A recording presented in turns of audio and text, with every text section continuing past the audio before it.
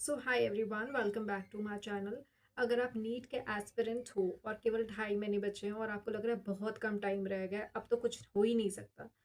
मैं इस वीडियो को इस समय पे अपलोड इसलिए कर रही हूँ बिकॉज मैंने भी कोई 2 साल पढ़ाई नहीं की थी कंसिस्टेंटली। मैंने केवल 2.5 महीने पढ़ाई की है, वो भी बहुत strategically along with my BHMS professional year exams.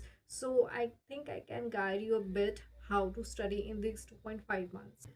So the thing was कि मैं अपने BH में सेकेंड ईयर के फाइनल ईयर एग्ज़ाम्स दे रही थी and in the middle of that NEET UG 2022 की डेट्स अनाउंस हो गई थी। And I got big panicked because अभी पूरे के पूरे हमारे प्रैक्टिकल्स बाकी थे जिसको 1 महीना लगता होने में। एंड तो मेरे पास टाइम बहुत कम रह गया था और मैंने प्रिपरेशंस नहीं स्टार्ट की थी तब नीट यूजी की। I only had like around 3 to 2.5 months। ठीक है, तो क्योंकि एग्ज़ाम जो नीट का था वो जुलाई के मिडो में था, तो ऐसा था कि मुझे अपने प्रैक्टिकल्स भी देने थे और साथ में नीट यूजी की प्रिपरेशंस भी करनी थी। तो मुझे अभी तक इतनी बात समझ में आ गई थी कि NEET is not about intelligence, it's about selection. NEET का पेपर आता है 720 मार्क्स में का, जिसमें 360 बायोलॉजी के होते हैं, 180 फिजिक्स एंड 180 केमिस्ट्री। तो मेरी स्ट्रैटेजी ये थी कि मेरी स्ट्रॉन्गेस्ट थी बायोलॉजी, उसमें से मार्क्स नहीं जाने चाहिए। ठीक है, उसमें से मैं जितना ग्रास्प कर सकती हूँ उतने मार्क्स मैं ग्रास्प करूँगी। केमिस्ट्री वॉज मेरी मिडल में, तो मैंने इसमें सोचा था मैं इसमें बहुत काम करूँगी और इसके मार्क्स काफ़ी हद तक इंक्रीज़ कर लूँगी। एंड फिज़िक्स मेरी तो बहुत डामाडोल थी, तो फिज़िक्स के लिए तो मैंने जो हैवी वेटेड टॉपिक थे बस उसको अच्छे से किया था, और फॉर्मूलाज तो मैंने सारे ही टॉपिक्स के देखे थे। बट इन जो हैवी वेटेड टॉपिक्स थे इसमें से जो मैक्सिमम क्वेश्चंस आते थे तो मेरे को ये था कि ये क्वेश्चंस नहीं गलत होने चाहिए मेरे। मैंने उसके PYQ सॉल्व किए थे, वो चैप्टर्स अच्छे से किए थे, और उसमें बहुत ज़्यादा MCQ प्रैक्टिस की थी मैंने उन चैप्टर्स की। So I give a reality check to myself कि मुझे क्या आता है, मुझे जो सिर्फ लगता है कि मुझे आता है, और मुझे मैक्सिमम मार्क्स कौन से टॉपिक्स देंगे इन मिनिमम अमाउंट ऑफ टाइम। तो अगर तुम अभी भी ट्राई कर रहे हो कि एकदम सब परफेक्ट हो, then you are just wasting your time. So I started studying for NEET UG 2022 starting with NCERT biology. तो मैंने फर्स्ट रीडिंग अपनी NCERT बायोलॉजी की विद इन 20 days कंप्लीट कर ली थी। Your here NCERT is your Bible. You have to read it line by line. Okay. मैंने before exams 4 to 5 times NCERT biology पढ़ी थी, और मैंने अपने मटेरियल्स को भी सेग्रीगेट कर लिया था after after first and second reading. तो मैंने क्या किया था कि मैंने जितने भी एग्जाम्पल्स दे रखे हैं NCERT में मैंने सब एक जगह लिख लिए थे। जितने भी प्लेसेस थे उन सबको एक जगह लिख लिया था, साइंटिस्ट के नाम एक जगह लिख लिए थे, न्यूमेरिकल डेटा एक जगह लिख लिया था, जितने भी डायग्राम्स होते थे या फिर टेबल्स बनी थी NCERT में वो मैं एक दिन बैठ के रिवाइज कर लेती थी एक साथ सारे।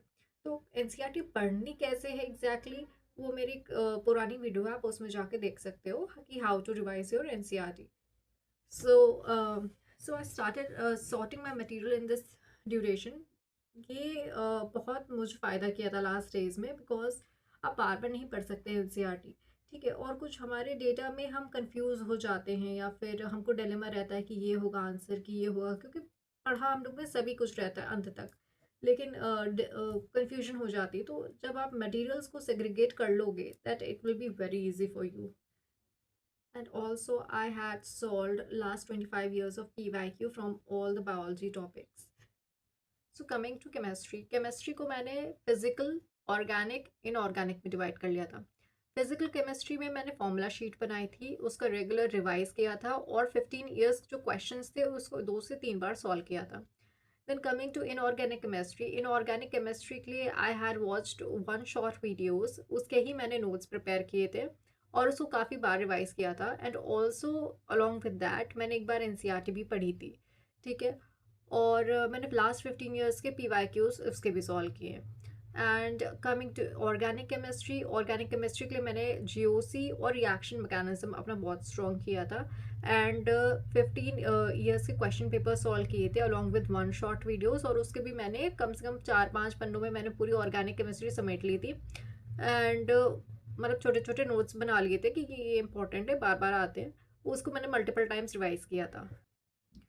Then coming to physics, physics में मैंने फॉर्मूला शीट प्रिपेयर की थी सारे चैप्टर्स की, उसको मैंने रेगुलरली रिवाइज़ किया था। और कुछ एक हैवी वेटेड टॉपिक्स थे, वो हैवी वेटेड टॉपिक्स जैसे कि ray optics, current electricity, semiconductors and modern physics. इसमें से मेरा ये रहता था कि इसमें से अगर क्वेश्चन आता है तो गलत नहीं होना चाहिए।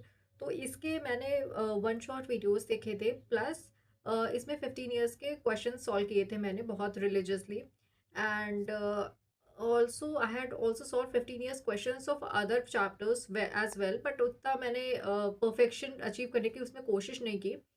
और उसके बाद मैंने जितने भी चैप्टर्स थे उनके लास्ट 15 ईयर्स MCQ सॉल्व किए हैं। Okay, so here is game changer, the mock exams. Okay, तो सबसे पहले मॉक एग्जाम्स हमेशा आप NCERT बेस्ड लो। ओके, क्योंकि बहुत हाई लेवल सॉल्व करने की कोई ज़रूरत नहीं है, ऐसे क्वेश्चंस नहीं आते हैं बिल्कुल। अगर आते भी तो एक से दो क्वेश्चंस आते हैं, उसके लिए आप फालतू टाइम मत वेस्ट करो, आई वुड सजेस्ट दैट।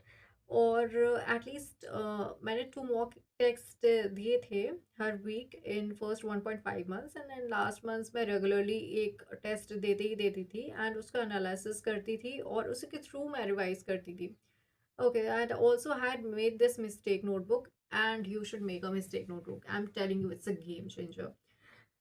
जो भी आपके क्वेश्चन गलत होते हैं उसको देखो कि ये मेरे क्वेश्चन क्यों गलत हो रहे हैं, ठीक है, क्या मैंने उसमें गलत रीडिंग की थी या फिर क्या मैं को इसका कॉन्सेप्ट नहीं आता है। तो अगर कॉन्सेप्ट नहीं आता है तो वापस जाओ उस टॉपिक पे, उस टॉपिक को समझो।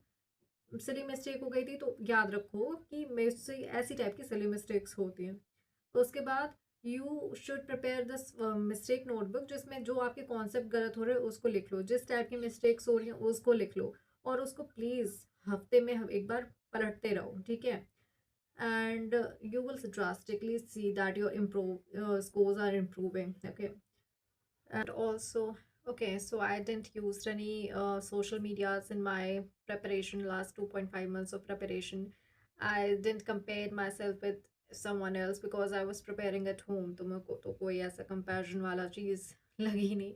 And also I please avoid these negative topper talks. Okay, so just trust yourself and believe in yourself that you can all crack this NEET, and you will definitely crack it if you put your heart into it. Okay,